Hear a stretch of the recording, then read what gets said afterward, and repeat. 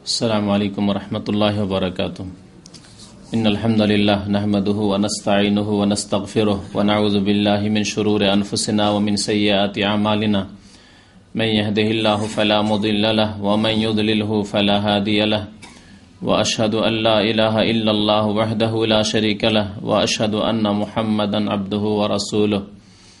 يا أيها الذين آمنوا اتقوا الله حق تقاته ولا تموتن إلا وأنتم مسلمون. يا أيها الناس اتقوا ربكم الذي خلقكم من نفس واحدة وخلق منها زوجها وبث منهما رجالا كثيرا ونساء واتقوا الله الذي تساءلون به والأرحام إن الله كان عليكم رقيبا. يا أيها الذين آمنوا اتقوا الله وقولوا قولا سديدا يصلح لكم أعمالكم ويغفر لكم ذنوبكم ومن يطع الله ورسوله فقد فاز فوزا عظيما. أما بعد فإن خير الحديث كتاب الله وخير الهدي هدي محمد صلى الله عليه وسلم وشر الأمور محدثاتها وكل محدثة بدعة وكل بدعة ضلالة وكل ضلالة في النار. أعوذ بالله من الشيطان الرجيم. بسم الله الرحمن الرحيم. يا أيها الذين آمنوا كلوا من طيبات ما رزقناكم واشكروا لله إن كنتم إياه تعبدون.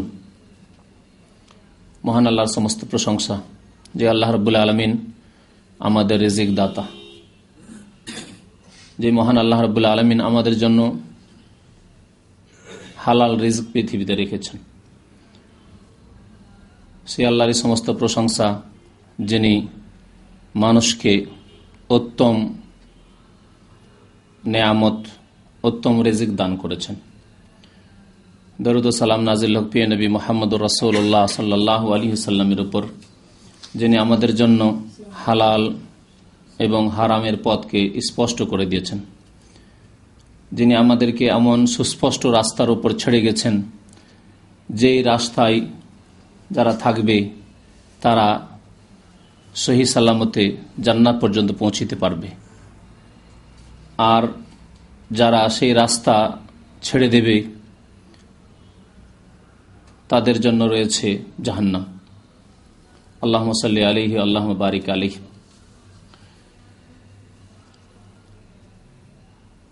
অনেক ভাইরাই প্রশ্ন করে থাকেন জমি জায়গা সংক্রান্ত মাসলা, আর বিশেষ করে জমি বন্ধক রাখা সম্পর্কে। বিষয়টি মানুষের রিজিকের সাথে সম্পর্কিত। এই রিজিক হালাল না হারাম? হালাল এবং হারামের বস্তুটি অত্যন্ত গুরুত্বপূর্ণ বস্তু। তার উপর নির্ভর করছে মানুষের ইবাদত বন্দেগী, মানুষের দোয়া কবুল হওয়া, এমনকি মানুষের নির্ধারিত হচ্ছে তার উপর ভিত্তি করে স্থান জান্নাত না জাহান্নাম। প্রিয় নবী মুহাম্মদুর রাসূলুল্লাহ সাল্লাল্লাহু আলাইহি ওয়াসাল্লাম ইরশাদ করেছেন, আইয়ুমা লাহমিন নাবাতা মিনাস সুহুদ ফান্নারু আউলা বিহ।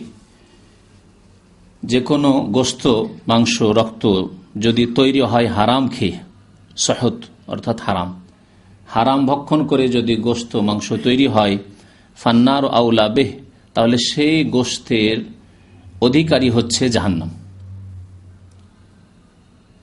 সেই গোশতের হকদার জান্নাত নয়। অর্থাৎ সেই ব্যক্তি, যে ব্যক্তির গোশত রক্ত তৈরি হলো, শরীর তৈরি হলো, লালিত পালিত হলো, সেই ব্যক্তি হারাম ভক্ষণ করে, হারাম পান করে, সেই ব্যক্তি জাহান্নামে যাবে। আল্লাহ রাব্বুল আলামিন মুমিনদেরকে হালাল রিজক, পবিত্র রিজক ভক্ষণ করতে বলেছেন। ইয়া আইয়ুহাল্লাযীনা আমানু কুলু মিন তাইয়্যিবাতি মা রাযাকনাকুম। হে ঈমানদার মানুষেরা, তোমরা তোমাদেরকে যে পবিত্র রিজক আল্লাহ দান করেছেন, সে রিজক ভক্ষণ করো। পবিত্র আহার দান করেছেন পৃথিবীতে, সেই আহার তোমরা গ্রহণ করো। কুলু মিন তাইয়্যিবাতি মা রাযাকনাকুম, আমি আল্লাহ রিজক দান করেছি তোমাদেরকে, সেই রিজক হতে পবিত্র, তাইয়্যিবাত পবিত্র, পাক, হালাল রিজক তোমরা ভক্ষণ করো। এবং আল্লাহ রাব্বুল আলামিনের এই হালাল রিজক ভক্ষণ করে ওয়াশকুরু লিল্লাহ, তারই শুকরিয়া জ্ঞাপন করো, তার শুকরিয়া আদায় করো।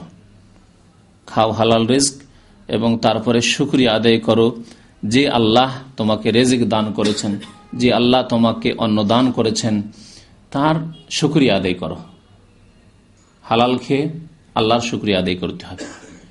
ইন কুনতুম ইয়াহু তা'বুদুন, যদি তোমরা আল্লাহর বান্দা হয়ে থাকো, যদি তোমরা আল্লাহর বান্দা হও, সত্যি সত্যি আল্লাহর ইবাদত বন্দেগী করতে চাও, আর তোমাদের ইবাদত বন্দেগী কাজে আসুক, তাহলে তোমরা হালাল রিজিক খেয়ে আল্লাহর শুকরিয়া আদায় করো।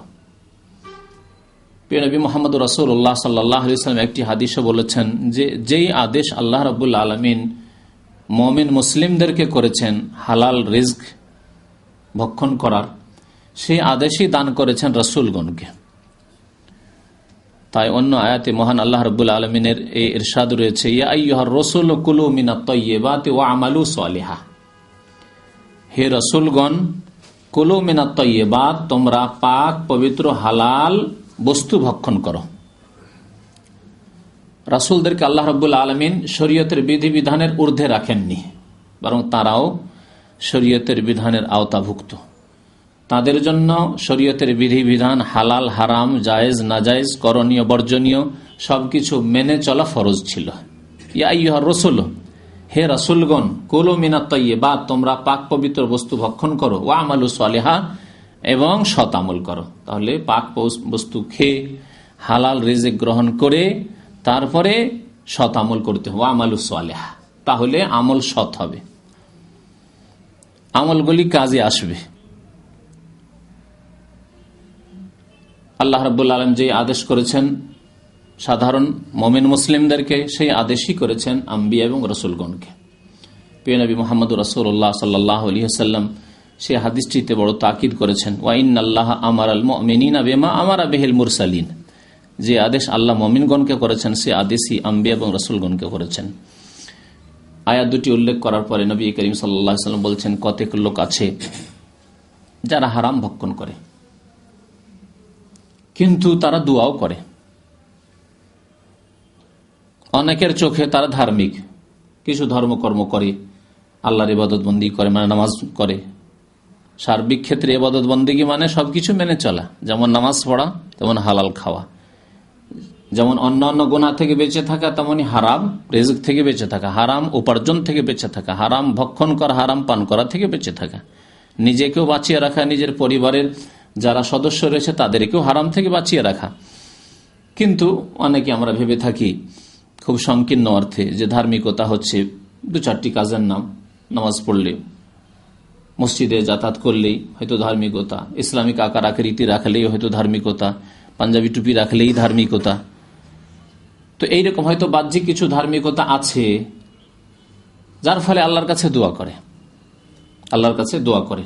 কিন্তু নবী করিম সাল্লাল্লাহু আলাইহি ওয়াসাল্লাম বলছেন যে এই শ্রেণীর মানুষরা যারা খুব কাকুতি মিনতি করে আল্লাহ রাব্বুল আলামিনের দরবারে দোয়া করে, রুব্বা রাজুলিন আশআসা আকবার, অনেকে এরকম আছে ধুলো ধূসরিত, একেবারে সাদা সিধা মানুষ হয়তো দেখতে, কোনো অহংকার নেই, কারণ অহংকারীর দোয়া আল্লাহ কবুল করেন না।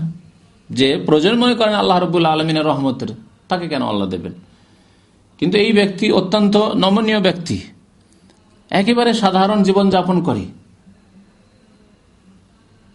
ভালো সুন্দর হয়েও থাকে না, এমনকি সাধারণ জীবন যাপন করে। আর কি করে? ইয়ামুদ্দু ইয়াদাইহি ইলাস সামা, আকাশের দিকে হাত সম্প্রসারিত করে, হাত লম্বা করে আর দোয়া করে আল্লাহর কাছে। ইয়ামুদ্দু ইয়াদাইহি ইলাস সামা, আল্লাহর দিকে হাত উঠিয়ে আল্লাহ রাব্বুল আলামিনের দরবারে দোয়া করে, ইয়া রব্বি ইয়া রব্বি, হে আল্লাহ হে আল্লাহ হে আল্লাহ এই দাও, হে আল্লাহ সেই দাও, হে আল্লাহ এই করো এই করো, খুব দোয়া করে, আল্লাহর কাছে দোয়া করতে থাকে। এত দোয়া করে কিন্তু তার অবস্থা কি? ওয়া মাতআমুহু হারাম, তার খাদ্য হচ্ছে হারাম, যা খায় তা হারাম। ওয়া মাশরাবুহু হারাম, যা পান করে তা হারাম। ওয়া মালবাসুহু হারাম, লিবাস পোশাক তার যেগুলি সে ব্যবহার করে তা হচ্ছে হারাম। ওয়া গুযিয়া বিল হারাম, দৈনন্দিন সে হারামই খেতে থাকে। ফাআন্না ইউস্তাজাবু লিযালিক, প্রিয় নবী মুহাম্মদ রাসূলুল্লাহ সাল্লাল্লাহু আলাইহি ওয়াসাল্লাম এই শ্রেণীর লোকদের উপর আশ্চর্য হয়ে বলছেন যে এই লোকটি দোয়া কেমন করে কবুল হবে? দোয়া তো খুব কেঁদে কেটেই করে, কিন্তু তার সবকিছু হারাম। ফাআন্না ইউস্তাজাবু লিযালিক, এই লোকটির দোয়া কি করে কবুল হবে? তাহলে বোঝা গেল যে হারাম যদি কেউ ভক্ষণ করে তাহলে দোয়া কবুল হয় না। দোয়া কবুল হতে বাধা হচ্ছে একটি হচ্ছে কি হারাম খাওয়া, যেমন দোয়া কবুল হয় বাধা হচ্ছে শিরক। যে ব্যক্তি শিরক কবর মাজারে যায়, ওরসের মেলায় যায়, চাদর চড়িয়ে আসে, হ্যাঁ, বা অন্তরে এই শিরকি কুফরি আকিদা আছে যে ওলিয়া ওলিয়া আল্লাহর নেক বান্দারা পীর মুর্শিদিন তারা আল্লাহর কাছ থেকে নিয়ে দিতে পারে, তাদেরকেও আল্লাহ দেন না, তাদের দিকে আল্লাহ রাব্বুল আলামিন ফিরিয়ে দেন। যাও যার কাছে নোয়াল্লিহে মাতাও আল্লাহ, যেদিকে সে ফিরতে চায় সেদিকে আল্লাহ ফিরিয়ে দেন, আল্লাহ দেন না তাদেরকে। তাহলে মুশরিকদেরকে আল্লাহ দিতে চান না, কারণ মুশরিক আল্লাহর মুখাপেক্ষী নাই, তারা কবর মাজার দেবী দেবতা পীর মুর্শিদ তাদের মুখাপেক্ষী, তাদের কাছে আশাবাদী তারা। আর দেন না আল্লাহ রাব্বুল আলামিন অহংকারীকে, ইন্নাল্লাহা লা ইউহিব্বুল মুস্তাকবিরিন, ইন্নাল্লাহা লা ইউহিব্বু কুল্লা মুখতালিন ফখুর। অহংকারীকে দেন না, কারণ অহংকারী নিজেকে স্বয়ং সম্পূর্ণ মনে করে, কারো মোহতাজ মনে করে না নিজেকে। সে নিজেকে আর রাহুস্তাক না মনে করে যে আমি সচ্ছল, আমি যথেষ্ট, যা আছে আমার কাছে যথেষ্ট, সেই জন্য আল্লাহ দেন না। যাই হোক, হালাল হারামের বিষয়টি অত্যন্ত গুরুত্বপূর্ণ। এই জন্য প্রিয় নবী মুহাম্মদ রাসূলুল্লাহ সাল্লাল্লাহু আলাইহি সাল্লামের প্রসিদ্ধ হাদিস সহিহ বুখারীর সহিহ মুসলিমের আল হালাল বাইয়িনুন ওয়াল হারাম বাইয়িন, হালাল সুস্পষ্ট, কি হালাল তা সাধারণ মানুষের জন্য সুস্পষ্ট, সাধারণ মানুষও জানে যে কি হালাল। ওয়াল হারাম বাইয়িন, আর হারামও স্পষ্ট। একটু যদি জানার চেষ্টা করে তাহলে কি হালাল কি হারাম তা স্পষ্ট। অনেক সময় হালাল হারাম, বরং বেশিরভাগ সময় হালাল এবং হারাম শরীয়তের জ্ঞান যদি কমও থাকে, সাধারণ জ্ঞান দিয়েও বিবেচনা করতে পারে যে এটি আমার জন্য হালাল হবে না হারাম হবে। একজন টাকা পয়সা নিলাম, নেওয়ার পরে ওয়াদা খেলাফ করলাম, হালাল না হারাম নিজে বুঝতে পারছি যে এই আচরণটি যদি আমার সাথে করতো তাহলে কেমন লাগতো। একজনকেও কি ওয়াদা করলাম যে তোমাকে ভিসা দেবো এই দেবো, ওয়াদা করলাম, দিলাম না। এই আচরণটা যদি আমার সাথে করতো তাহলেই বুঝতে পারতাম, কমন সেন্স এই বুঝতে পারতাম এগুলোর জন্য শরীয়ত লাগে না। কোরআন এবং হাদিস যদি নাও জানা থাকে তবু মানুষ বিবেক দিয়ে বুঝতে পারে যে এই আচরণ যেটি আমি করছি সেটি আমার সাথে করলেও আমাকে কষ্ট হতো। এইভাবে বহু ক্ষেত্রে হালাল হারাম নিজেই বোঝা যায়। এইরকমই সুদ হারাম, ঘুষ হারাম, এগুলি সাধারণ জ্ঞান দিয়ে বোঝা যায়। কোরআন এবং হাদিসের জ্ঞান যদি নাও থাকে মানুষের কাছে, সুদ ঘুষ এগুলি যে হারাম, এগুলি যে জুলম, এগুলি যে শোষণ, এগুলি যে অত্যাচার, সাধারণ জ্ঞান দিয়ে বোঝা যায়। মানুষকে আল্লাহ যতটুকু বিবেক দিয়েছেন, এই জন্য আল্লাহ রাব্বুল আলামিন মানুষকে চিন্তা করতে বলেছেন, মানুষকে অন্তর দিয়ে হৃদয় দিয়ে কাজ নিতে বলেছেন। চিন্তা এটি হচ্ছে নিজের, আল্লাহ যে জ্ঞান দিয়েছেন সেই জ্ঞানকে কাজে লাগানো। আল্লাহ যে মানুষকে হৃদয় দিয়েছেন সেই হৃদয় দিয়ে ন্যায় অন্যায় হিতাহিত বিবেক বিবেচনা করার আল্লাহ দাওয়াত দিয়েছেন, আহ্বান করেছেন। উপরন্তু মানুষের জ্ঞান ফেল করতে পারে, সঠিক সিদ্ধান্তে উপনীত না হতে পারে, সেই জন্য আল্লাহ রাব্বুল শরীয়ত নাযিল করেছেন, কোরআন এবং হাদিস নাযিল করেছেন, যাতে করে যেখানে পদস্খলন ঘটতে পারে, যেখানে ভুল হতে পারে সেখানে সঠিক গাইড করে দেওয়া হয় কোরআন এবং হাদিস দিয়ে। ওয়াবাইনাহুমা উমুরুন মুশতাবিহাত, নবী করিম সাল্লাল্লাহু আলাইহি ওয়াসাল্লাম বলছেন যে হালাল এবং হারাম যে দুই দিকে স্পষ্ট, তার মাঝামাঝি কিছু বস্তু আছে, কিছু বিষয় আছে যেগুলি একটু সন্দেহের বিষয়, একটু অস্পষ্ট, মুশতাবিহাত। হারামও মনে হচ্ছে আর হালালও মনে হচ্ছে, কতক বস্তু আছে। ওয়াবাইনাহুমা মুশতাবিহাত, কিছু বস্তুর কথা বলেছেন নবী করিম সাল্লাল্লাহু আলাইহি ওয়াসাল্লাম। অধিকাংশ ক্ষেত্রে হালাল স্পষ্ট, হারাম স্পষ্ট, এমনকি সাধারণ মানুষের জন্য। আর কতক বস্তু রয়েছে, কত বিষয় রয়েছে যেগুলো ক্ষেত্রে সন্দেহ রয়েছে। একবার করে মনে হচ্ছে যে হারামই হবে মনে হয়, আর একবার মনে হচ্ছে যে না হালাল হইতেও পারে হালাল।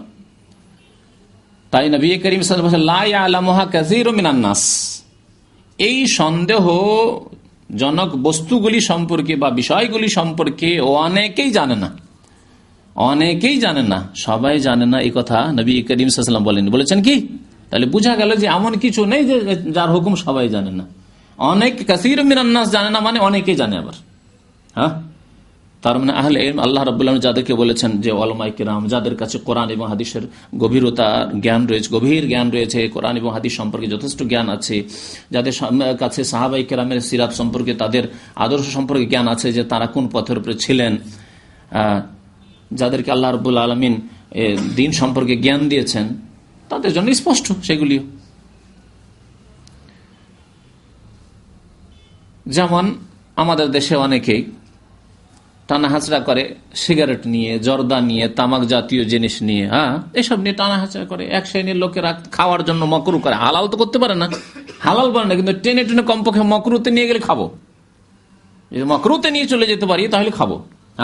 জর্দা, তামাক, সিগারেট, বিড়ি, এই জন্য টেনে টেনে কোন রকম করে মাকরুতে নিয়ে যায়। দলিল নেই, কিছু নেই, কিন্তু টেনে টেনে নিয়ে যায়। তো এই ক্ষেত্রে দেখতে হবে যে কোরআন এবং হাদিসে কি আছে। কোরআন এবং হাদিসে আল্লাহ তাইয়্যিবাতকে হালাল করেছেন আর খাবায়েসকে হারাম করেছেন। এটি হচ্ছে সাধারণ কায়দা, সাধারণ নীতিমালা ইসলামের। উহিল্লা লাকুমুত তাইয়্যিবাত, আল্লাহ বলেছেন তাইয়্যিবাতকে তোমাদের জন্য হালাল করা হয়েছে। ইউহাররিমু আলাইহিমুল খাবায়েস, খাবায়েসকে আল্লাহ রাব্বুল আলামিন হারাম করেছেন। সুতরাং উলামায়ে কেরামরা দেখবেন যে এগুলি খবিস না তাইয়্যিব, ভাত রুটির মতো, চাল ডালের মতো পাক পবিত্র, একেবারে যে কোনো জায়গায় খাওয়া যাবে, মসজিদে বসে খাওয়া যাবে, দিনের মজলিসে খাওয়া যাবে, ভালো মানুষের সামনে খাওয়া যাবে, বাবা মায়ের সামনে খাওয়া যাবে। না, এগুলি পেশাব পায়খানায় খায়, পেশাব পায়খানা করতে গিয়ে পেশাব পায়খানা হয় না, ক্লিয়ার হয় না, তখন খেতে হয় বিড়ি, সিগারেট, তাই না? বোঝা গেল যে খবিস জায়গায় আল্লাহুম্মা ইন্নী আউযু বিকা মিনাল খুবুসি ওয়াল খাবায়েস, যে দোয়া পড়ে ঢুকছেন আপনি, যে এখানে খবিস খাবায়েসগুলি থাকে, জিন জিন্নাত শয়তানগুলি থাকে, সেই জায়গায় এই যাওয়ার পরে যে সব বস্তুর প্রয়োজন হয়, তার বোঝা গেল সেগুলি খাবায়েস। আর ভালো জায়গায়, পবিত্র জায়গায়, মুকদ্দাস জায়গায় যেগুলি খাওয়া যায় না, যেগুলি পান করা যায় না, তাহলে বোঝা গেল সেগুলি হচ্ছে খাবায়েস, তাইয়্যিবাত নয়। নবী করিম সাল্লাল্লাহু আলাইহি ওয়াসাল্লাম তার সাথে আরো বলেছেন, যেগুলি সম্পর্কে সন্দেহ হয়, যতদিন পর্যন্ত না জানতে পেরেছো ভালো আলেমের কাছে, ততদিন বেঁচে থাকো। আর জেনে নিয়েছি স্পষ্ট যে হারাম হারাম, কিন্তু জানতে না পেরেছো, বেঁচে থাকো। ফামান ইত্তাকা শুবহাত ফাকাদ ইস্তাবরা লিদীনিহি ওয়া ইরদিহি, যেই ব্যক্তি সন্দেহের বস্তুগুলি থেকে, সন্দেহের বিষয়গুলি থেকে নিজেকে বাঁচিয়ে রাখলো, সেই ব্যক্তি তার দ্বীনের হেফাজত করলো, ইসলামের হেফাজত করলো, তাহলে সে খাঁটি মুসলিম হয়ে থাকলো। আর নিজের মান সম্মানের হেফাজত করলো, অপদস্থ হবে না দুনিয়াতেও আখেরাতেও। আল্লাহ রাব্বুল আলামিন তাকে অপদস্থ করবে না, আল্লাহ রাব্বুল আলামিন তাকে লাঞ্ছিত করবে না, না দুনিয়াতে না আখেরাতে। যে ব্যক্তি সন্দেহের জিনিস থেকে বেঁচে, হতে পারে আমার জন্য জায়েজ, কিন্তু আমি জায়েজ হলেও নেব না। রাস্তায় যদি দাঁড়িয়ে আপনি পান করেন কাজবশত, তাহলে হয়তো অত বড় অপরাধ নয়। রাস্তায় দিয়ে যাচ্ছেন আর পান করছেন, পিপাসা লেগেছে, পান করছেন, আপনি একটা পেপসির বোতল নিয়ে এনেছেন আর পান করছেন আর যাচ্ছেন রাস্তায়। সাধারণ মানুষ অহরহ করছে, কেউ তাকায় না, কিন্তু একজন সম্ভ্রান্ত মানুষ যদি হন, তো আপনি করতে পারছেন না। নিজের মান সম্মানের কথা চিন্তা করছেন, লোকের কাছে অপদস্থ হবে বলে, আরে এইরকম লোক দেখলাম রাস্তায় এরকম পেপসি খাচ্ছে যাচ্ছে। তো দুনিয়ার কিছু লাঞ্ছনা রয়েছে মানুষের কাছে, মানহানির ব্যাপার স্যাপার রয়েছে, আর আখেরাতে তো রয়েছে। সন্দেহর বস্তুতে যে ব্যক্তি পড়লো, সেই ব্যক্তি যেন হারামে পড়লো। তাই নবী সাল্লাল্লাহু আলাইহি ওয়াসাল্লাম তারপরের অংশটুকুতে বলছেন, ওয়ামান ওয়াকা ফিশ শুবহাত ওয়াকা ফিল হারাম, যে ব্যক্তি সন্দেহর বস্তুগুলি করে ফেললো, সন্দেহর কাজগুলি করে ফেললো, সন্দেহর বস্তু খেয়ে ফেললো, পান করে ফেললো, সেই ব্যক্তি হারামেই নিমজ্জিত হলো, হারামে লিপ্ত হলো সে। আসল বিষয়বস্তুগুলির দিকে ফিরে আসি। বিষয়বস্তু হচ্ছে জমি সংক্রান্ত মাসলা মাসাইল। প্রথম মাসলা হচ্ছে জমি আদি করা, আদি করা বলি আমরা। আরেকটি মাসলা হচ্ছে জমি ভাড়া দেওয়া। আর একটি মাসলা হচ্ছে জমি বন্ধক রাখা। আর বন্ধক রাখা মাসলায় হচ্ছে জমি বন্ধক রেখে জমি থেকে উপকৃত হবে কে। পয়সার গরজ আছে, এমনি পয়সা দেবে না, বিশ্বাস করতে পারে না যে পয়সা দিলে ফিরিয়ে দেবে কি দিবে না, কিছু বন্ধক রাখো, জমি দিলেন বন্ধক রেখে। এখন এই জমি থেকে ফসল যা আসবে তা খাবে কে, পাবে কে? এইসব প্রশ্নের উত্তর আজকে দেব ইনশাআল্লাহ তাআলা। প্রথম কথা হচ্ছে জমি আদি করা। এই বিষয়টি অর্থাৎ একজন জমিওয়ালা কিন্তু সে জমি নিজে চাষবাস করতে পারে না, তার ব্যস্ততার কারণে হোক বা তার যথেষ্ট জমি জায়গা থাকার কারণে, যে কোনো কারণে হোক, বিদেশে আছে, যে কোনো অবস্থা হতে পারে, নিজের জমি আছে কিন্তু নিজে সেই জমিগুলি আবাদ করতে পারে না।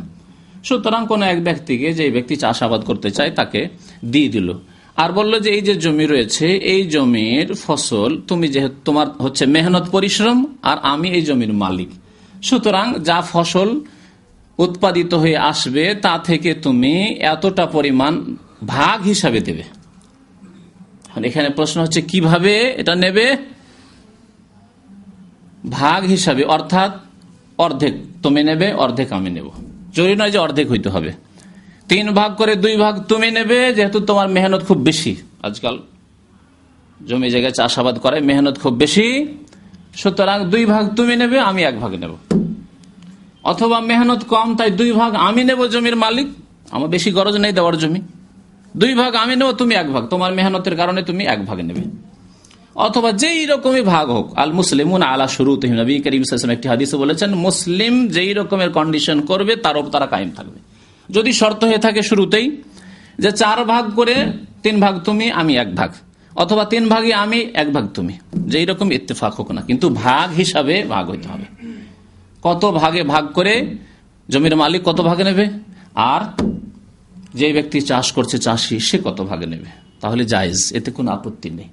জমিতে ফসল 10 মণ হইতে পারে, 10 মণ হলে 5 মণ ভাগ করলো, নাও হইতে পারে, নেই কিছুই নেবে না।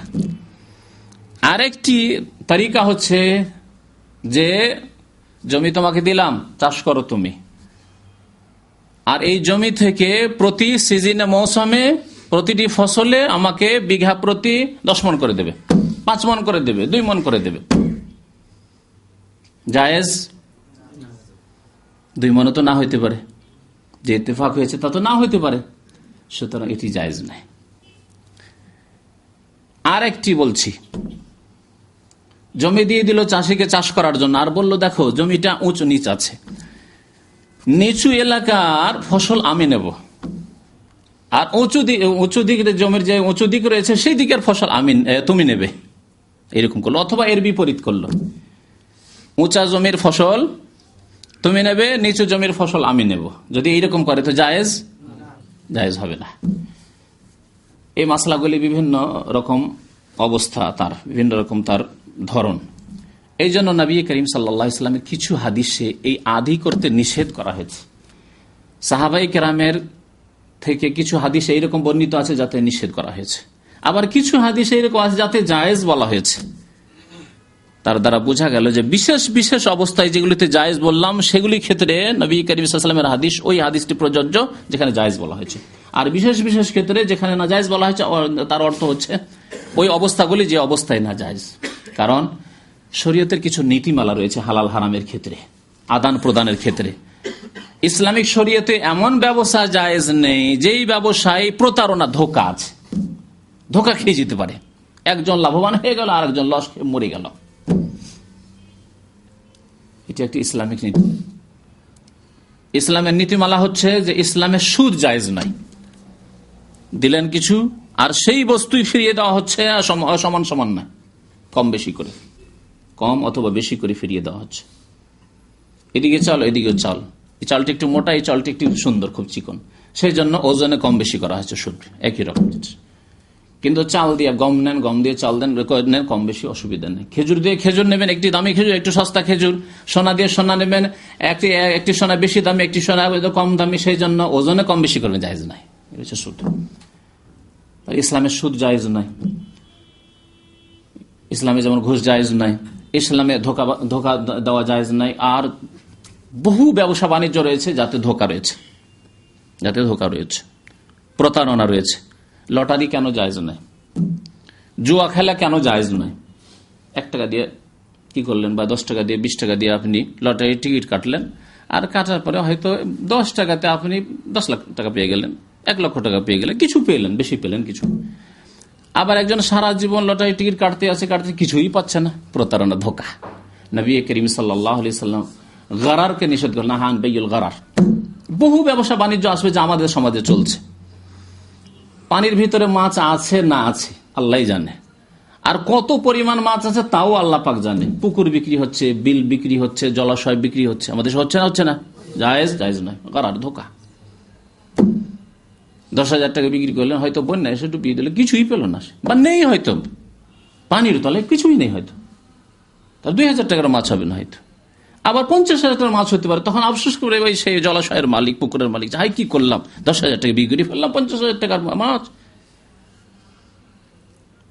তখন মানসিক পেরেশানি, তার ঘুম আসছে না, যে হাই 50,000 টাকা ছুটে গেল, ঘুম হারাম হয়ে গেল। জায়েজ নাই এইসব। তো যেগুলি ব্যবসা বাণিজ্য, জমি সংক্রান্ত জায়েজ নয় বা আদান প্রদান জায়েজ নয়, সেগুলির ক্ষেত্রে প্রতারণা, ধোঁকা আছে। জমির নিচু দিকের ফসল আমি নেব, তুমি উপর দিকের নিও। হতে পারে 1 বছরে নিচু দিকের ফসল খুব বেশি হলো, খরার বছর যদি থাকে, হ্যাঁ, তাহলে নিচু জমির ফসল ভালো হবে, তাই না? কারণ রস তো আছে সেখানে। বন্যার বছর যদি হয়, বৃষ্টির বছর গেল, নিচের দিকে ডুবে গেল, তাই ধোঁকা আছে না? নেই।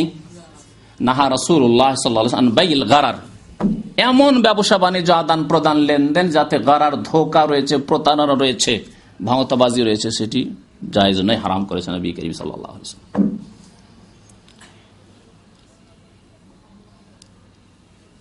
কবুতর, পায়রা পুষেন আপনি, বলছে তোমাকে ধরে দিতে পারবো না, আমার এই যে দেখছো না, এই যে ঝাঁক, কবুতরের ঝাঁক যাচ্ছে না, কবুতর ঝাঁক, এতে যতটি আছে আছে সব তোমার।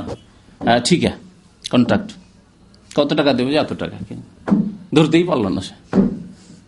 হ্যাঁ, জায়েজ? জায়েজ। এরকম বহু মাসলা মাসাইল রয়েছে।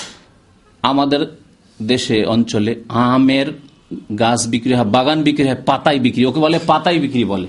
অনেক সময় মুকুলই হয় না, আবার অনেক সময় মুকুল হয়েছে কিন্তু তারপর আর কিছু হয়নি, শুধু মুকুল হয়েছে হয়তো, অথবা আমের সে দানাগুলি দেখা গেছে, অঙ্কুর দেখা গেছে, কিন্তু আম কতটা টিকবে না টিকবে কিছুই বলা যায় না। এখনই যদি বৃষ্টি হয়ে যায়, সব জ্বলে শেষ হয়ে যাবে,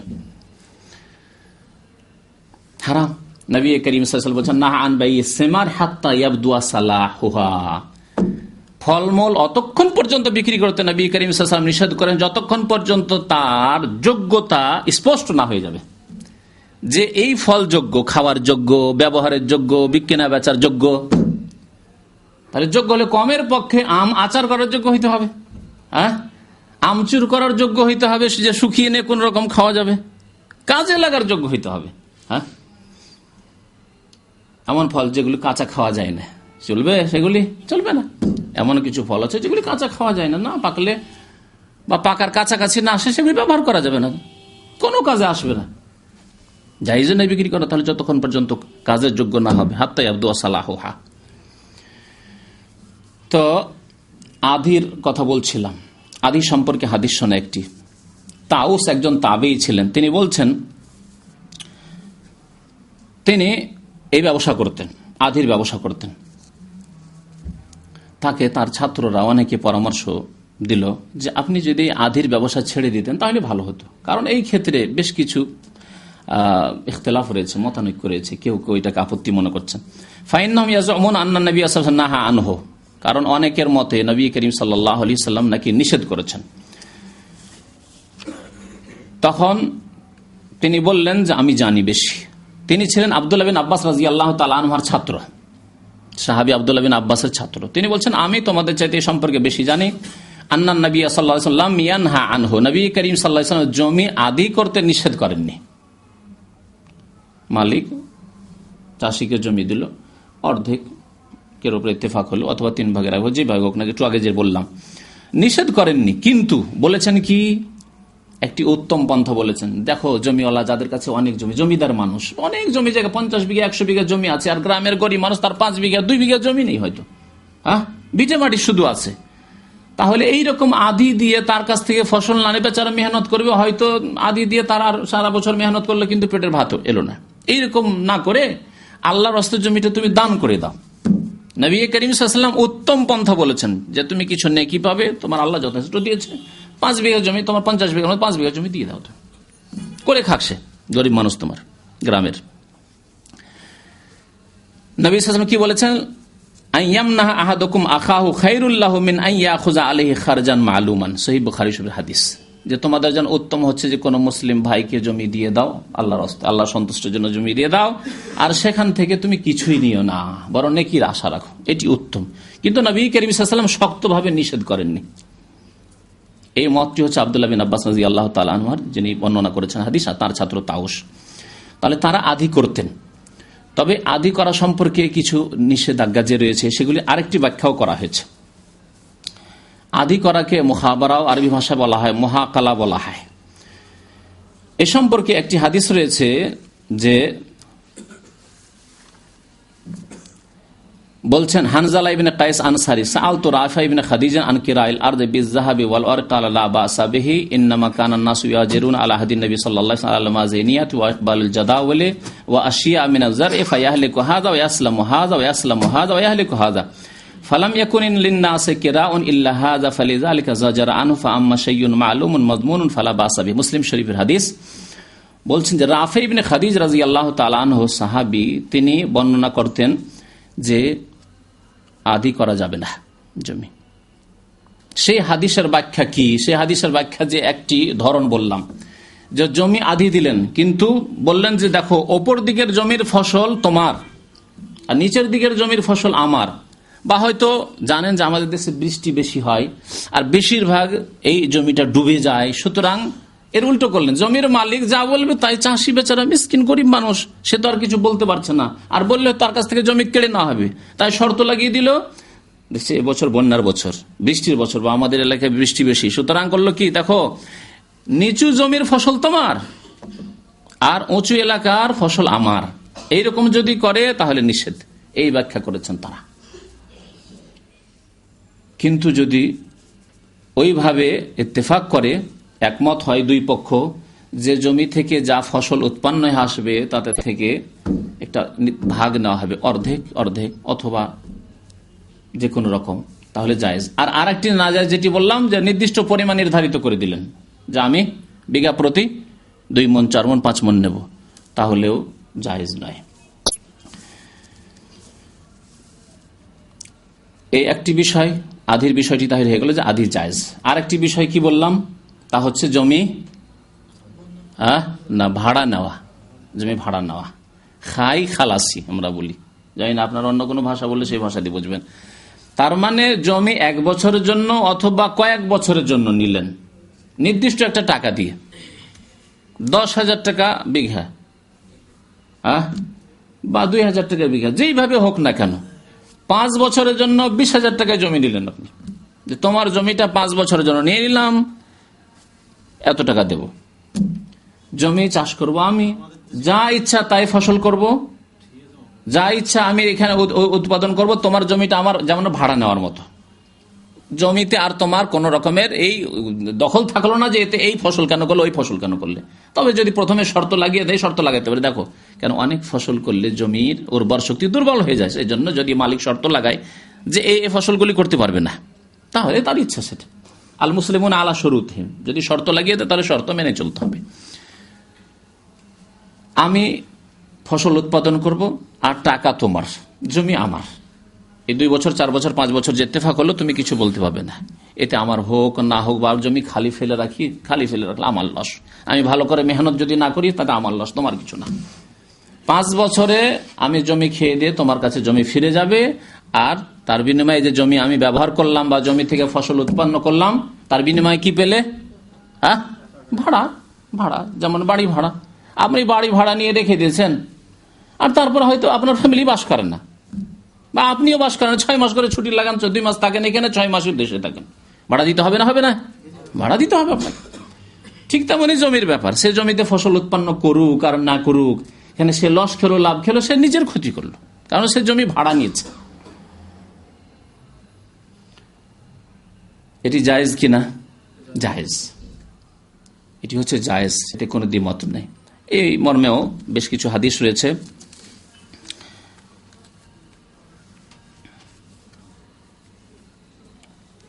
আব্দুল্লাহ বিন ওমর রাদিয়াল্লাহু তাআলা আনহু এই ব্যবসা করতেন, আরো সাহাবায়ে কেরাম করতেন। কুনতু আ'লামু ফি আহদি রাসূলিল্লাহ সাল্লাল্লাহু আলাইহি ওয়াসাল্লাম আন্নাল আরদা তুকরা, আমি জানি যে রাসূলুল্লাহ সাল্লাল্লাহু আলাইহি ওয়াসাল্লামের জামানায় জমি ভাড়া দেওয়া হতো, জমি কিরায়ায় অর্থাৎ ভাড়া দেওয়া হতো এইভাবে। তো এইভাবে বেশ কিছু হাদিস রয়েছে, এই একটি হয়ে গেল। তৃতীয় বিষয় যেটি, সেটি হচ্ছে একজন গরিব মানুষ কারো কাছে ধার করজ নেবে, লোন নেবে। লোন নেওয়ার ক্ষেত্রে গেলে অনেকে আস্থা করতে পারে না যে কে লোন দিলে ফিরিয়ে দেবে কি দেবে না, ওয়াদা মোতাবেক দেবে কি দেবে না। তখন কি রাখা হয়? বন্ধক রাখা হয়, বন্ধকে রেহেন বলা হয়। আল্লাহ রাব্বুল আলামিন কোরআনে কারিমে রেহেনের কথা, এই বন্ধকের কথা উল্লেখ করেছেন সূরা বাকারায়, ফারিহানুন মাকবুদা। বিশেষ করে সফরে, বিদেশে হলে, কারণ দেশে গ্রামের লোক, এলাকার লোক হলে তো চেনেন, তার বাড়ি চেনেন, তার জমি জায়গা চেনেন, আর তার আত্মীয় স্বজনকে চেনেন। এলাকায় আছে, বাড়ি ঘর তো উঠিয়ে পালাতে পারবেন, আর পালালে জানতে পারবেন, ঠিক না? তো এই জন্য আল্লাহ রাব্বুল আলামিন কোরআনে কারিমে সফরের মসলায় এই রেহেন বন্ধকের ব্যাপারটিকে বিশেষ করে উল্লেখ করেছেন। এখানে বেশি প্রয়োজন হয় বন্ধক রাখার। তবে আজকাল মানুষের ইমান এত দুর্বল হয়ে গেছে যে কারো হাতে টাকা দিয়ে দিলে আর নিজের এখতিয়ারে নেই। দেন নিজের এখতিয়ারে, আর নেওয়ার সময় আপনার কোনো এখতিয়ার নেই। আপনার এমার্জেন্সি, আপনি মরে যাচ্ছেন, আপনার স্ত্রী মরে যাচ্ছে, আপনার ছেলে মেয়ে মরে যাচ্ছে, চিকিৎসার জন্য মরে যাচ্ছেন, না খেয়ে মরে যাচ্ছেন, যা হচ্ছে তা হচ্ছে, ফিরিয়ে পাবেন তার ইচ্ছে মতো। বরং ফিরিয়ে পাওয়ার ব্যাপারটি তার কাছে চাইতে গেলে মনে হয় যে তার কাছে ভিক্ষা করতে গিয়েছেন। বাস্তব সত্য নয়? যখন দেন তখন কত যে তার কাকুতি মিনতি, আর কত যে ধন্যবাদ ধন্যবাদ নেওয়ার সময়খানে, আর নিয়ে নেওয়ার পরে মা আসসালাম। তারপরে যখন দেবে, যদি দেয়ও অন্তরের সচ্ছলতার সাথে, খুশি অন্তর খুশি করে দেই না, চোখ রাঙা করে, তুমি পরেশান করে দিলে তুমি। কত রকমের যে কথা মানুষ বলে, আর যদি নাও বলে তো ভিতর ভিতর সম্পর্ক খারাপ। বহু মানুষকে দেখা গেছে, তিক্ত অভিজ্ঞতা। যতদিন ধার করজ দেননি ততদিন সম্পর্ক ভালো আছে। একটি কথা আছে, খুব ভালোই কথা, যে একবার মনোমালিন্য হওয়া ভালো। যে দিতে পারলেন না, ধার দিতে পারলেন না, বিশ্বাস হয় না, তার আস্থা হয় না, দিবে কি দিবে না, দিতে পারলেন না, একবারই শেষ। ওই তখনকার মতো একটু মনক্ষুণ্ণ হলো যে এর কাছে কোনোদিন ধার খরচ পাওয়া গেল না, কোনোদিন এর কাছে সহযোগিতা পাওয়া গেল, এই তো, এর বেশি তো আর না। বেশি, এর চাইতে বেশি মানে শক্ত দুশ্মনী হলো না, বেশি আর শত্রুতা বাড়লো না, ব্যাস এতটুকু যথেষ্ট। তারপরে সম্পর্ক ঠিক থাকবে। একটু মনক্ষুণ্ণ হলো, 2-4 দিন পরে আবার নর্মাল অবস্থায় চলে আসবে, ঠিক চলতে থাকবে। কিন্তু ধার দিয়ে দেওয়ার পরে আপনি পিছনে পিছনে তার করছেন যে কোথায় পাবো তাকে, কোথায় পাবো, আর সে আপনার সাথে দেখা করতে চায় না, দেখা করলেও সে আজ দেবো কাল দেবো কাল দেবো, এই করতে করতে চলে যাচ্ছে, মাসের পর মাস, বছরের বছর চলে যাচ্ছে, ওয়াদা খেলাফি হচ্ছে। তখন এমন এক শত্রুতা হবে যে শত্রুতা সারা জীবন থেকে যাবে, সারা জীবন থেকে যাবে খামোখাতি। মুসলিমের সাথে শত্রুতা। ওই জন্য একবার ক্ষণিকের সামান্য মনোমালিন্যতা বেশি শত্রুতার চাইতে ভালো। যার উপর আস্থা ভরসা নেই তার ক্ষেত্রে, আর যার উপর আস্থা ভরসা আছে অবশ্যই মুসলিমকে বিশ্বাস করবে, ইমানদারকে বিশ্বাস করবে, এবং কেউ স্বয়ং সম্পূর্ণ নয়, সুতরাং একে অন্যের সাহায্য নিতে হবে। আল্লাহ রাব্বুল আলামিন তাআওয়ানু আলাল বিররি ওয়াত তাকওয়া ওয়া লা তাআওয়ানু আলাল ইসমি ওয়াল উদওয়ান, নেকির কাজে, আল্লাহ ভীরুতার কাজে একে অন্যের সাহায্য করতে বলেছেন। একে অন্যের তোমরা সাহায্য করো, সাহায্য সহযোগিতা নেওয়া জরুরি। সারা বিশ্বে কেউ স্বয়ং সম্পূর্ণ না, অন্যের কাছে কিছু না কিছু নিতেই হবে। যারা তাঁতি, তারা যদি কাপড় না তৈরি করতো তো আমাদের একবারে বস্ত্রবিহীন জীবনযাপন করতে হইতো। যারা চাষি যদি আমাদের জন্য ধান চাউল যদি গম উৎপন্ন না করতো, তাহলে শহরে যারা বসবাস করে তারা না খেয়ে সোনা দানা টাকা পয়সা বুকে করে মরে যেত, ঠিক না? কোটি কোটি টাকা থেকেও মরে যেতে হবে চাষির সহযোগিতা যদি না পাওয়া যায়। তাঁতি জোলার যদি সাহায্য সহযোগিতা না পাওয়া যায়, মনে কষ্ট নেবেন না, কারণ আমাদের দেশের জোলা আবার একটু করে বলে, তুচ্ছ মনে করে বলে না। মুমিন সবাই সমান। ইন্না আকরামাকুম ইনদাল্লাহি আতকাকুম, সম্মানিত আল্লাহর নিকট যেই ব্যক্তি যত বেশি আল্লাহকে ভয় করে, যত বেশি আল্লাহকে ভয় করে তত বেশি আল্লাহর নিকট সম্মানিত। ইসলামে জাতীয়তা নেই যে কোনো জাতি কোনো জাতির চাইতে শ্রেষ্ঠ না, এমনকি আরব অনারব চাইতে উত্তম নয়, সাদা কালোর চাইতে উত্তম নয়, সুন্দর কুৎসিত চাইতে উত্তম নয়, নবী করিম সাল্লাল্লাহু আলাইহি ওয়াসাল্লাম বলেছেন। বরং এগুলি জাহিলি যুগের মতবাদ। ইল্লা বিত্তাকওয়া, এই ফজিলত রয়েছে, মর্যাদা রয়েছে তাকওয়া, আল্লাহ ভীরুতার ভিত্তিতে। তো বন্ধকের ব্যাপারটি বলছিলাম, বন্ধক সফরে আল্লাহ রাব্বুল আলামিন ওয়াইন কুনতুম আলা সাফারিন ওয়ালাম তাজিদু কাতিবান ফারিহানুন মাকবুদা, আল্লাহ এখানে বন্ধক নেওয়ার কথা বলেছেন। কারণ সফরে আছে, আজকে লোকটিকে দেখছি কালকে নাও দেখতে পারি, তার বাসাও চিনি না, আর বাসা চেলো বাসা আজকে আছে কালকে নেই, আজকে মোবাইল নম্বর আছে কালকে মোবাইল নম্বর চেঞ্জ করে দিয়েছে। এটা হচ্ছে, ওরাও হচ্ছে। তার বাড়ি ঘর চেনেন না, কিচ্ছু চেনেন না, তার বাড়ি কোন ডিস্ট্রিক্টে কোনখানে কিছুই জানেন না। তাহলে আল্লাহ বন্ধক রাখতে বলেছে। তাহলে বন্ধক রাখা যেতে পারে কিসের জন্য? নিরাপত্তার জন্য, যে আমার টাকাটা ফিরে আসবে, বন্ধক ফিরিয়ে দেব। বন্ধক সম্পর্কে মনে রাখবেন যে বন্ধক খেয়াল খুশি নিজে বিক্রি করে দিলাম, আমার টাকা উঠিয়ে নিলাম, জায়েজ না, এরকম নিষেধ করেছেন নবী করিম সাল্লাল্লাহু আলাইহি ওয়াসাল্লাম। তবে একান্তই যখন দেখছেন নিরাশ হয়ে যাচ্ছেন, আর পয়সা দেবে না, তখন তাকে জানিয়ে দিয়ে যে দেখো তোমার সামান যা আছে, টাকা যদি না দাও, তোমার ওয়াদা যে সময়সীমা ছিল তা শেষ হয়ে গেছে, সুতরাং ভাই আমার জরুরি রয়েছে, আমি তোমার সামান বিক্রি করে আমার যতটা পয়সা সেটা নিয়ে নেব। আমানতের সাথে বিক্রি করে এমন নয় যে সস্তাতে বিক্রি করে দাও, আমার টাকাটা উঠলেই হলো না, আমানতের খেয়াল রাখতে হবে। আর তারপরে আপনি নিজের টাকাটা উঠিয়ে না, বাকি টাকাটা তাকে ফিরিয়ে দিতে হবে। আমাদের সেটা করে কি? করে না। যারা বন্ধক রাখে, গেল টাকা গেল, হয়তো টাকা 1000 টাকা দিয়েছে, আর সোনা রেখেছে, হয়তো হার রেখেছে, আর কিছু রেখেছে, হয়তো 5000 টাকা, সব টাকাই নিয়ে নিল। 1000 টাকার জন্য, 2000 টাকার জন্য, 5000, 10,000 সব টাকাই নিয়ে নিল, এক পয়সাও দেবে না ফিরিয়ে গরিবকে। গরিব মানুষও দিতে পারলো না, বাধ্য হয়ে যেতে পারে। আর কোথাও ধার খরচ পাচ্ছে না, নিজের কাছে পয়সা নেই, কি করবে কি? আপনার কাছে সোনা দানা জমা রেখেছে, গরু জমা রেখেছে, ছাগল রেখেছে, ফিরিয়ে নিতে পারছে না। আপনার জন্য জায়েজ নয় যে সস্তা করে বিক্রি করে দিবেন, জায়েজ নয় যে সব খেয়ে নিবেন, ভক্ষণ করে নেবেন। হালাল হারামের সব সময় চিন্তা রাখতে হবে। কুলু মিন তাইয়্যিবাতি মা রাযাকনাকুম। তো বন্ধক রাখা, তাহলে বন্ধক রাখা শরীয়ত সম্মত, কিন্তু বন্ধক রাখলে সেটি ব্যবহার করা এটি কেমন? এই ক্ষেত্রে দেখতে হবে যেই বস্তুটি বন্ধক রেখেছেন তার পিছনে খরচ খরচা করতে হচ্ছে কিনা। যদি খরচ খরচা করতে হয়, যতটুকু পরিমাণ খরচ খরচা করবেন ততটা আপনি উপকৃত হতে পারবেন। যত পরিমাণ খরচ খরচা করবেন ততটা উপকৃত হতে পারবেন।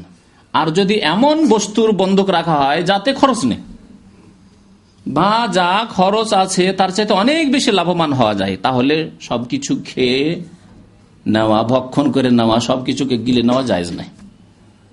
সবটাই আপনি নিয়ে নিলেন, গরিব মানুষকে এইভাবে শোষণ করলেন, জায়েজ নাই। এই কথাটুকু জেনে নেওয়ার পর এখন এটাকে বিস্তারিত হয়ে বুঝতে হবে। ধরেন একটি গাভী বন্ধক রাখলেন, আর গাভী দুধ দিচ্ছে। গাভীর পিছনে খরচ আছে না নেই? কি খরচ আছে? চারা পানি দিতে হবে, ঘাস দিতে হবে। সুতরাং হাদিস আছে যে আপনি যে গাভীকে চারা পানি দেবেন, খাদ্য দেবেন, পানি দেবেন, রাখবেন, এই যে আপনার মেহনত আছে বা খরচ আছে, তার বিনিময়ে যে দুধ হচ্ছে, সেই দুধটি আপনি কি করতে পারবেন? দুধ পান করতে পারবেন। আপনি আপনার ছেলেমেয়েরা দুধ পান করুন, কিন্তু গাভী আপনাকে ফিরিয়ে দিতে হবে। সোনা রেখেছেন, সোনার পিছনে খরচ আছে? হ্যাঁ, সোনা রেখেছেন, খরচ আছে? খরচ নেই। সোনা রাখলেন, আর যখন তখন মেয়েকে দিয়ে দিলেন ব্যবহার করার জন্য, আপনার স্ত্রীকে দিলেন ব্যবহার করার জন্য। আরে আমার তো টাকা ওর কাছে আছে, ও তো টাকা ব্যবহার করছে, সুতরাং তুমি সোনা ব্যবহার করো, দিয়ে দিলেন। আর তারপরে 2 বছর পর যখন টাকা ফিরিয়ে দিচ্ছে, তখন সোনা হয়তো ফিরালেন একবারে পুরানো করে, জায়েজ হবে? কারণ সোনার পেছনে কোনো খরচ খরচা নেই, আমানত। আপনার টাকা যাতে হেফাজতে ফিরে আসে সেই জন্য আপনি রেখেছেন, তাহলে ব্যবহার করা জায়েজ না। ইব্রাহিম নাখঈ রাহমাতুল্লাহ আলাইহি একটি ফিকহের নীতিমালা উল্লেখ করেছেন, কুল্লু কারদিন জাররা মানফাআন ফাহুয়া রিবান। এমন কোন ঋণ, লোন,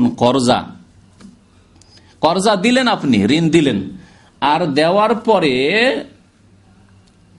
এই ঋণের বিনিময়ে আপনি কোনো কিছু থেকে উপকৃত হচ্ছেন, তার যাকে ঋণ দিয়েছেন আপনি তার কোনো কিছু থেকে আপনি উপকৃত হচ্ছেন, যে কোনো রকমের উপকার আপনি লাভ করছেন, ভোগ করছেন, তাহলে তার নাম হচ্ছে কি? সুদ। ফাহুয়া রিবান, তার নাম হচ্ছে সুদ। সুদের 70-এরও বেশি স্তর আছে, বলেছেন না নবী করিম সাল্লাল্লাহু আলাইহি ওয়াসাল্লাম? 70-এর বেশি বা 73 স্তর রয়েছে সুদের। সবচেয়ে নিম্ন স্তর সুদের নবী করিম সাল্লাল্লাহু আলাইহি ওয়াসাল্লাম বলেছেন মায়ের সাথে জিনা করার মতো। আইসারুহা মিসলা ইয়ানকিহা রাজুলু উম্মাহ, কেউ যদি নিজের মাকে বিবাহ করে বা মায়ের সাথে ব্যভিচার করে, কুকাজ করে, কত বড় পাপ। জেনাই তো এক কাবিরা, জেনাই এক কাবিরা। তারপরে প্রতিবেশীর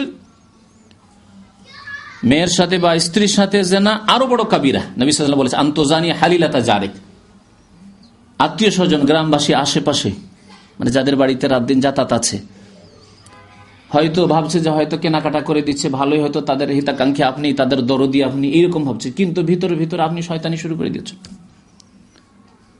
এটি কোন দূরের জেনার চাইতে আরো বড় গুনাহ, কাবিরার ওপর আরো কাবিরা। আর তার চাইতে কাবিরা হচ্ছে যে মাহারাম, যাদেরকে আল্লাহ রাব্বুল আলামিন চিরকালের জন্য হারাম করেছেন, বোন, খালা, ফুফু, মা, যাদেরকে আল্লাহ হারাম করেছেন, যাদের সাথে বিবাহ শাদী হারাম, বিবাহ করলেও হালাল হবে না, তাদের সাথে জিনা করা কত বড় পাপ। তাহলে সুদের যেটি নিম্ন স্তর সেটি হচ্ছে নিম্ন স্তর। তাহলে ঋণ দেওয়ার পরে উপকৃত হওয়া এর বহু উদাহরণ আছে, 2-4টি উদাহরণ দিই। কোন গাড়িওয়ালা ভাইকে আপনি ঋণ দিয়েছেন 1000 টাকা, 1000 টাকা 2000 টাকা তাকে দিয়ে রেখেছি, সুতরাং তাকে যে কোনো সময় যদি আমি বলি যে ভাই অমুক জায়গা আমাকে যেতে হবে, আসবেই সে, কারণ তার একটা চক্ষু লজ্জা আছে, আসবেই। আর যদি সে আসে তাহলে তাকে আমি পয়সা দেবো কেন? তার কাছে তো আমার টাকা আছে, পয়সা কেন দেব?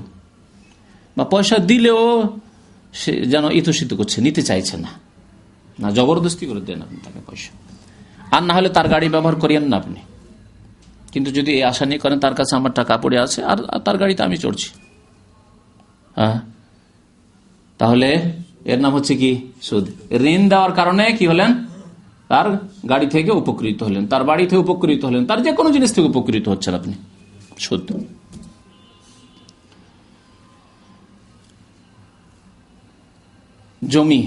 জমি বন্ধকের কথা নেন, জমি বন্ধক রাখলেন, জমি বন্ধক রেখে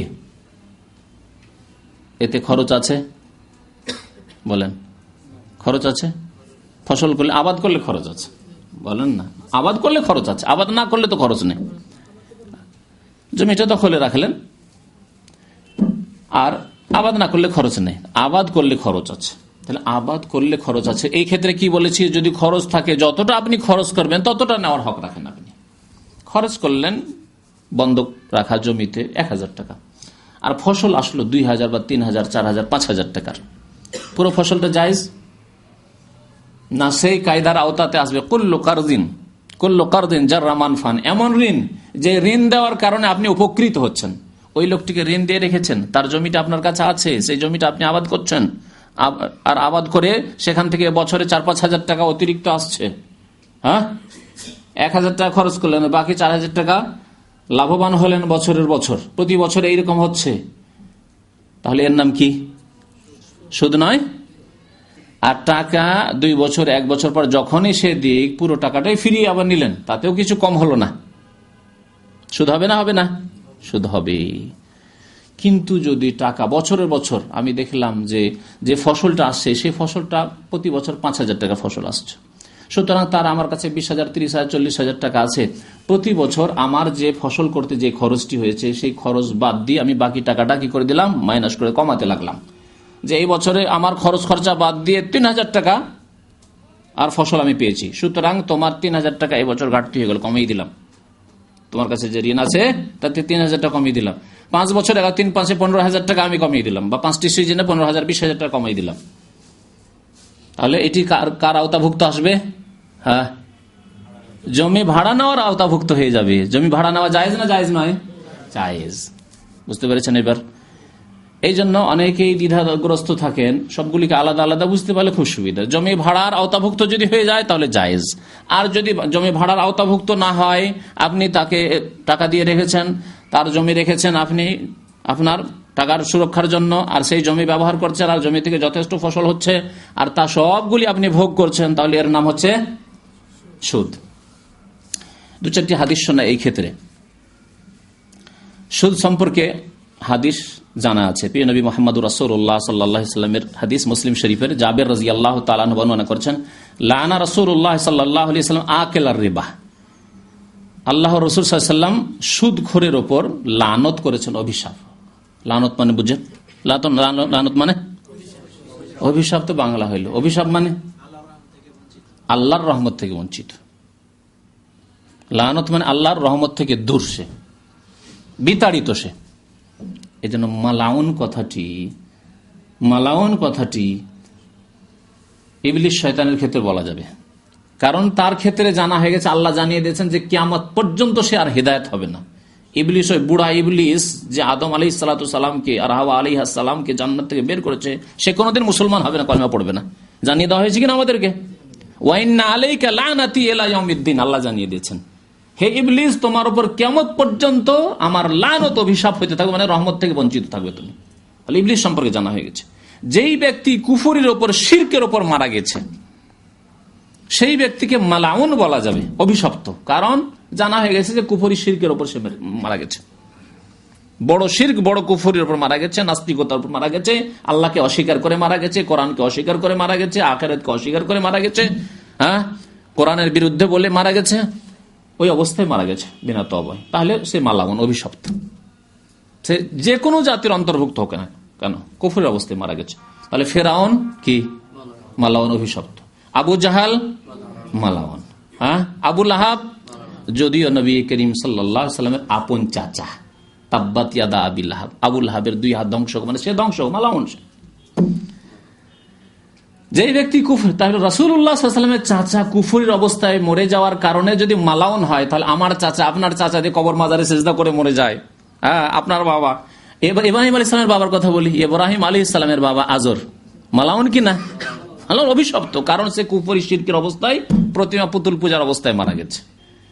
তাহলে যদি ইব্রাহিম আলাইহিস সালামের বাবা মালাউন হয়ে মারা যায়, নবী করিম সাল্লাল্লাহু আলাইহি ওয়াসাল্লামের চাচা যদি মালাউন হয়ে অভিশপ্ত হয়ে মারা যায়, তো আমার আপনার কোন আত্মীয় যদি শিরক কুফরের অবস্থায় মারা যায়, তাহলে সে অভিশপ্ত, সে অভিশপ্ত।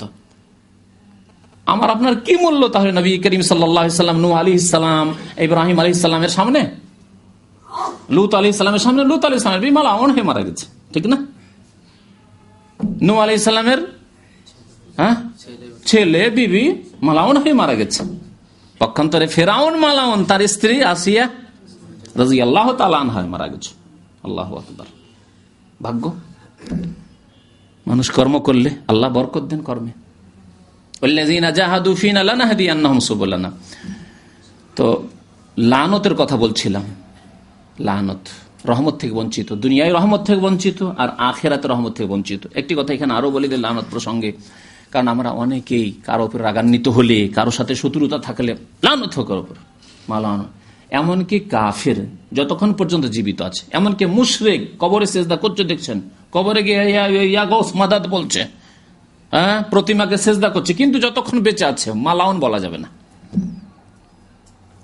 আল্লাহর লানত হোক মুশরিকের উপর বলা যেতে পারে, কিন্তু সেই লোকটি হতে পারে মৃত্যুর পূর্ব মুহূর্তে কালেমা লা ইলাহা ইল্লাল্লাহ মুহাম্মাদুর রাসূলুল্লাহ পড়ে মুসলমান হয়ে যেতে পারে। তাহলে মালাউন মানে তার উপর অভিশাপের হুকুম লাগিয়ে দেওয়া, সেই ব্যক্তি অভিশপ্ত। আপনি কেমন করে জানলেন সেই ব্যক্তি অভিশপ্ত? ঠিক না? যতক্ষণ একজন মানুষ বেঁচে আছে, যতই শিরক কুফরি নাস্তিকতার অবস্থায় থাক, তাকে মালাউন বলা যাবে না। তবে যদি তার দ্বারা ইসলামের মুসলিমের ক্ষতি হয়, তাহলে লানতের বদদোয়া করা যেতে পারে, আল্লাহ তুমি তার উপর লানত করো বলা যেতে পারে।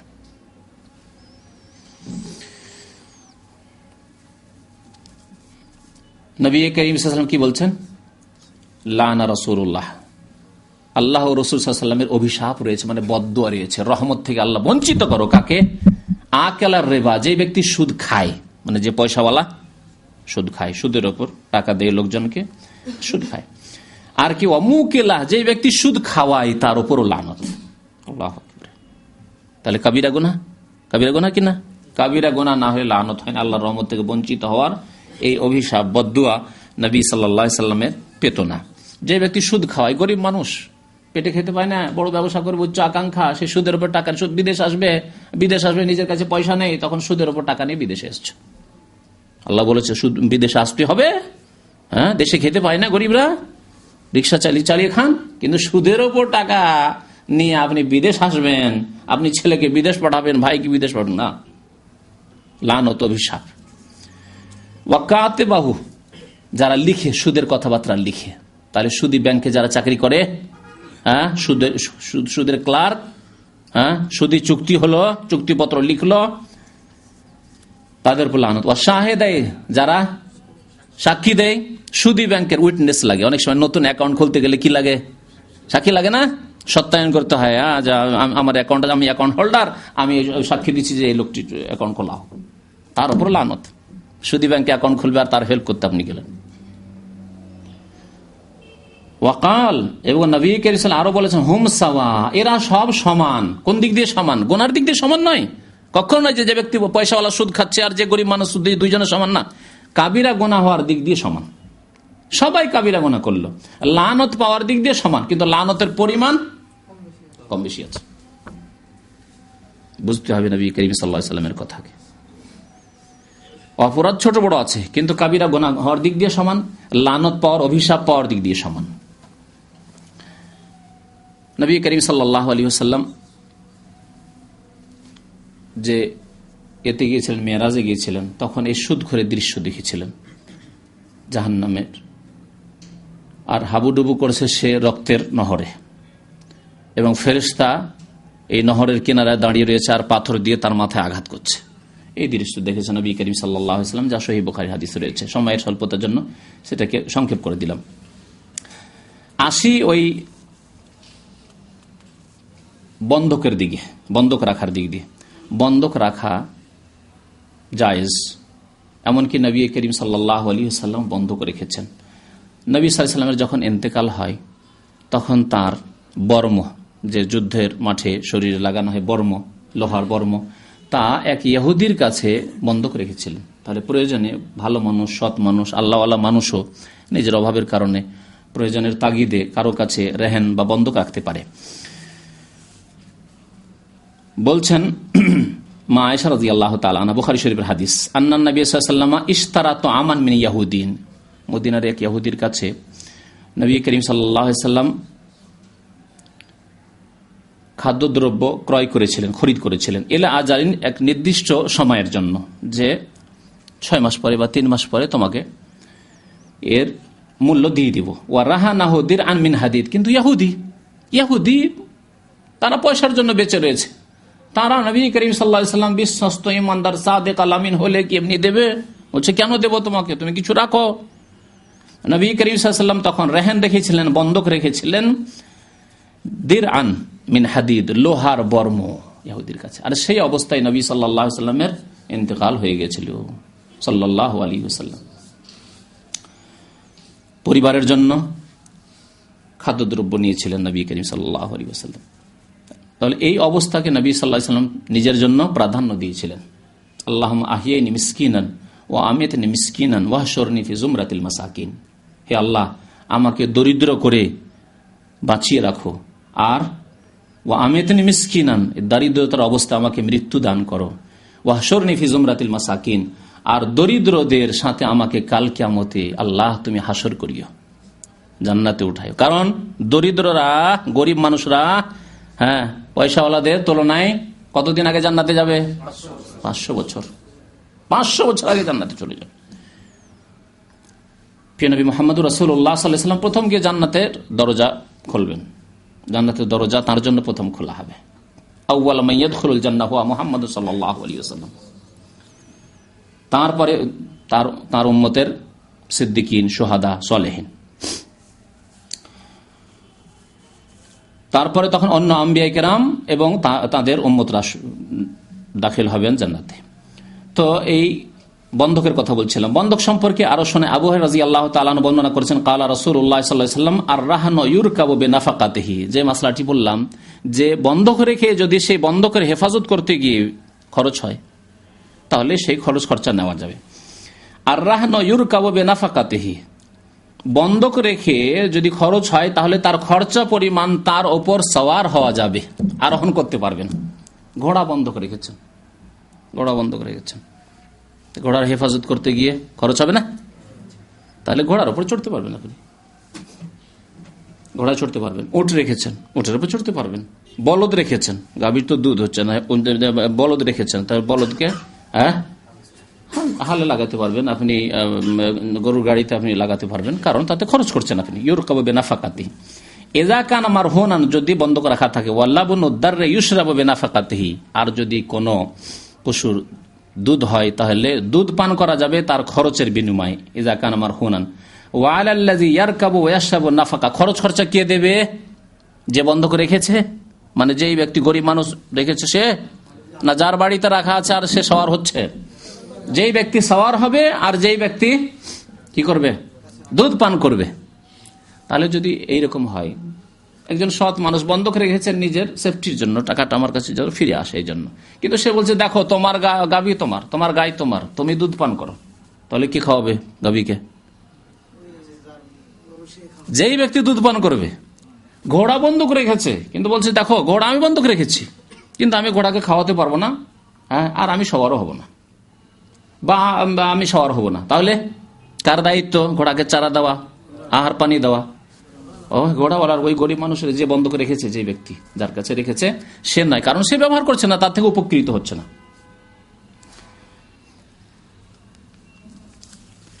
নবী করিম সাল্লাল্লাহু আলাইহি ওয়াসাল্লামের জামানায় বহু খুঁজলাম, এই জমি জায়গা তো ছিল নাকি, মদিনায় জমি জায়গা ছিল না, খেজুর বাগান ছিল না, বরং আনসারীরা সবাই খেজুর বাগানে ব্যস্ত থাকতেন, খেজুর বাগানে চাষাবাদ করতেন, তারা ছিলেনই চাষী।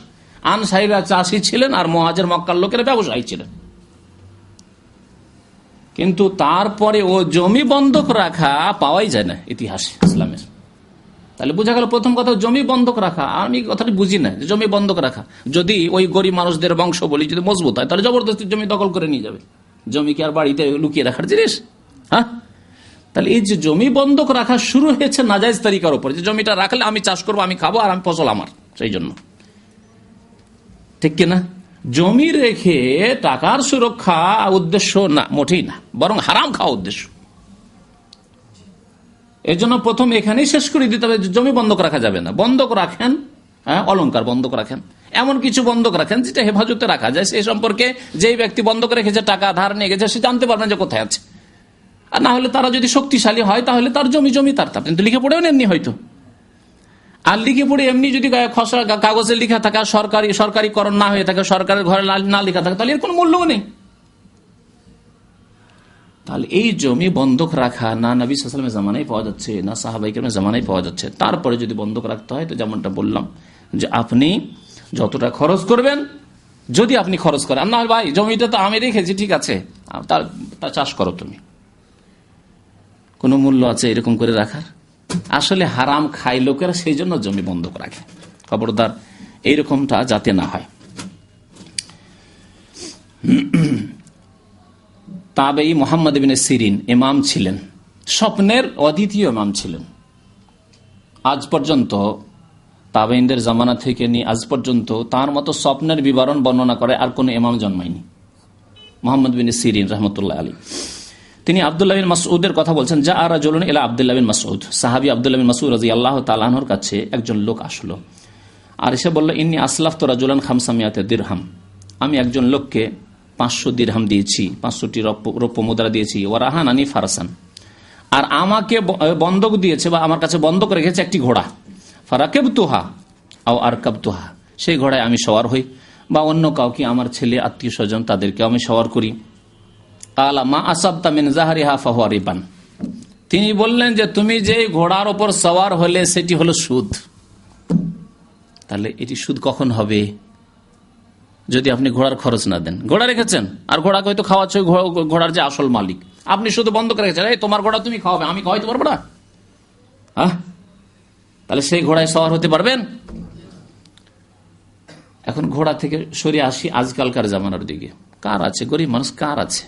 টাকা পয়সা ধার নিবে কোনো কাছে, ঠিক আছে, টাকা পয়সা ধার নিবে, তুমি দিবে কি দিবে না আমি কি জানি, তোমার কার্ডটা গাড়ি এখানে রেখে যাও, আর গাড়ি ইস্তেমারা কাগজপত্র রেখে যাও আমার কাছে, যাও তুমি টাকা নিয়ে যাও, অসুবিধা নেই, কিন্তু গাড়ি রেখে যাও। হ্যাঁ, গাড়ি ব্যবহার করতে পারবেন? এই ক্ষেত্রে আব্দুল্লাহ বিন মাসউদ রাদিয়াল্লাহু তাআলা আনহুর উক্তি প্রযোজ্য, কারণ গাড়ির পিছনে গাড়ি যদি বসে থাকে কোনো খরচ নেই আপনার।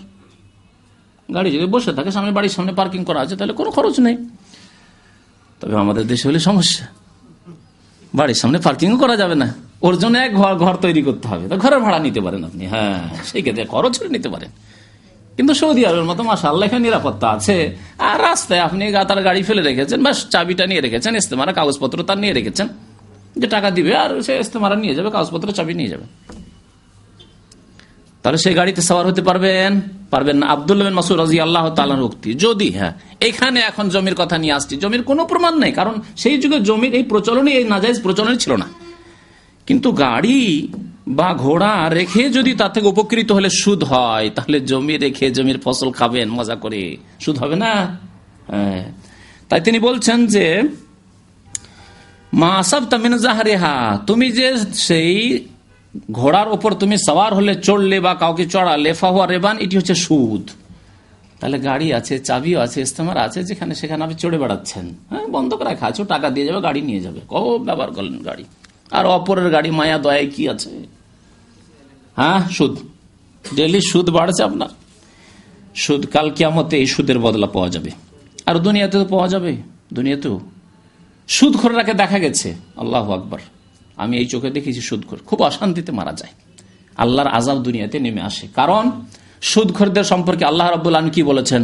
যারা সুদ খায়, সুদ ছাড়তে চায় না, তাদের বিরুদ্ধে আল্লাহ এবং তার রাসূলের পক্ষ থেকে যুদ্ধের ঘোষণা।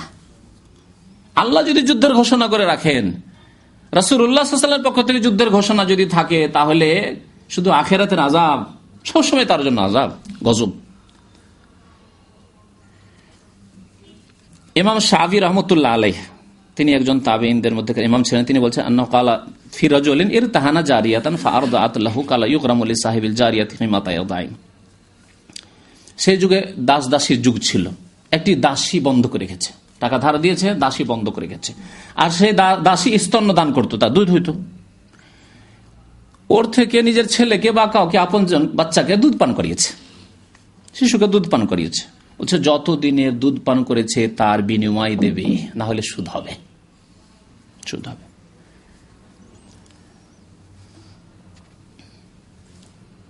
শোরাই নামক এক কাজী ছিলেন আলী রাদিয়াল্লাহু তাআলা আনহুর জামানায়। ইমাম শোরাই কাজী ছিলেন, খুব বড় বিচারপতি ছিলেন। সুয়েলা শোরাইউন আন রাজুলিন ইরতাহানা বাকারাতান ফাশারিবা মিন লাবনিহা ক্বালা যালিকা শুরবুর রিবা। ইমাম বাইহাকি রাহমাতুল্লাহ আলাইহি তার প্রসিদ্ধ হাদিসের কিতাব সুনানে কুবরা বাইহাকিতে এই হাদিসটি বা আসারটি বর্ণনা করেছেন যে শোরাই কাজীকে জিজ্ঞাসা করা হলো। কাজী, তখনকার যুগে কাজী এসব ব্যাপারে ফয়সালা করতো বা ফতোয়া দিত। তাকে জিজ্ঞাসা করা হলো একজন মানুষ সম্পর্কে, যেই ব্যক্তি বন্ধক রেখেছে একটি গাভী, ফাশারিবা মিন লাবনিহা, আর সেই গাভীর দুধ পান করেছে। তিনি বললেন যালিকা শুরবুর রিবা, সেই ব্যক্তি দুধ পান করেনি, সেই ব্যক্তি সুদ পান করেছে, সুদ পান করেছে।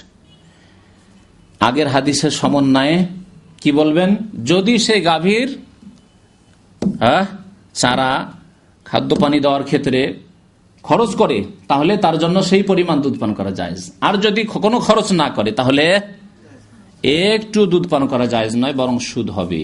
সুতরাং আল্লাহ কাছে আশা করি ইনশাআল্লাহ তাআলা ব্যাপারটি স্পষ্ট। জমির ব্যাপারে প্রথম হচ্ছে আধি নেওয়া। আধি নেওয়া হচ্ছে জায়েজ, যে আমাদের দেশে প্রচলিত আধি রয়েছে, কিন্তু তার ব্যতিক্রম আরো যে দুইটি তরিকা বললাম, সেই তরিকাগুলি নাজায়েজ হবে। সেটা হচ্ছে যে আমি বিঘা প্রতি এত মন নেব, জায়েজ নয়। তবে আপনি বিঘা প্রতি এত মন এরকম না করে, হয়তো আপনি ভাবছেন খেয়ানত করে, যদি বলি যে অর্ধেক দিও, 3 ভাগের 1 ভাগ দিও, সে বললে আর ফসলই হয়নি, বিদেশে থাকেন আপনি। আজকালকার লোক এরকম, 10 মন হয়েছে বলবে, 2 মনও তো হয়নি। তো এইরকম মিথ্যুকদের সাথে কি করবেন? সেই ক্ষেত্রে আপনি ভাড়া দিয়ে দেন, যে আমার জমি তোমাকে ভাড়া দিয়ে দিলাম, আমাকে 5,000 টাকা দিয়ে দাও, তুমি যা করবে তাই, কত টাকা তোমার ইনকাম হবে, কত ফসল হবে, সব দেখা দেখি নেই, নিরাপদ আপনি। কিন্তু আমি 5 মন নেবো, তোমার কি হচ্ছে না হচ্ছে, আমি 5 মন করে নেবো বিঘা প্রতি, না, চলবে না। 2 মন করে নেবো বিঘা প্রতি, না, নাও হইতে পারে তা। আর খুব বেশি হয়ে গেলে তখন আপনার আক্ষেপ হবে, আরে 20 মন করে পেলো বিঘা প্রতি, আর আমাকে মাত্র 2 মন দিল রে। দুই দিকে মুসিবত আছে। সেই জন্য নবী করিম সাল্লাল্লাহু আলাইহি ওয়াসাল্লাম এরকম ধোকার ব্যবসা, ধোকার আদান প্রদান, ধোকার মামলাত নিষেধ করেছেন। আল্লাহ রাব্বুল আলামিন যেন আমাদেরকে হালাল ভক্ষণ করার তৌফিক দান করেন। আল্লাহ যেন আমাদেরকে হালাল রিজিকে বরকত দান করেন, আমাদেরকে হারাম থেকে বেঁচে থাকার তৌফিক যেন দান করেন। আমিন। ওয়া সাল্লাল্লাহু আলা নবিয়িনা মুহাম্মদ ওয়া আলা আলিহি ওয়া সাহবিহি আজমাইন।